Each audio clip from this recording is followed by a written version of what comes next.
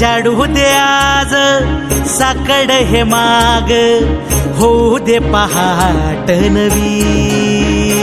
आता होऊन जाऊ दे साऱ्या जगाला पाहू दे, पडू दे पाऊल पुढं. जरी काट पाया खाली लाख येळा येऊ दे, पडू दे पाऊल पुढं.